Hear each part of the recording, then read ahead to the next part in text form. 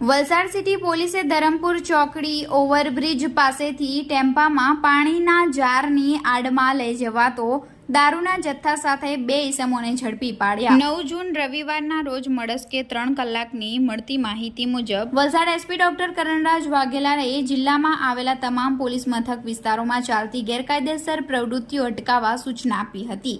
જે સૂચનાના આધારે વલસાડ સિટી પોલીસ મથકના પીઆઈ ડીડી પરમારના નેતૃત્વમાં વલસાડ સિટી પોલીસની ટીમ પોલીસ મથક હદ વિસ્તારમાં પેટ્રોલિંગ કરી રહી હતી।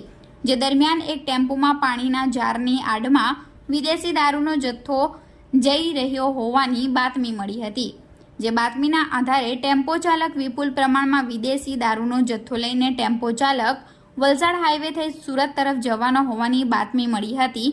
વલસાડ સિટી પોલીસની ટીમને મળેલી બાતમીના આધારે પોલીસની ટીમે ધરમપુર ચોકડી પાસે બાતમીવાળા ટેમ્પાની વોચ ગોઠવી હતી।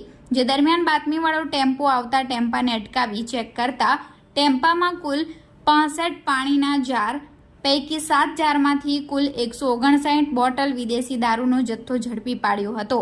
વલસાડ સિટી પોલીસે દારૂના જથ્થા સાથે ટેમ્પા ચાલક 35 વર્ષીય સિકંદર સલીમભાઈ શાહ અને ક્લીનર શૈલેષ પૂનાભાઈ વસાવાની ધરપકડ કરી હતી। વલસાડ સિટી પોલીસે કુલ 1.97 લાખનો મુદ્દામાલ કબજે લઈ વલસાડ સિટી પોલીસ મથકે ગુનો નોંધી આગળની તપાસ હાથ ધરી છે। આરોપીની પ્રાથમિક પૂછપરછ કરતા દમણથી વિદેશી દારૂનો જથ્થો ભરી અંકલેશ્વર ખાતે છૂટક વેચાણ કરવા લઈ જતા હોવાની કબૂલાત કરી હતી।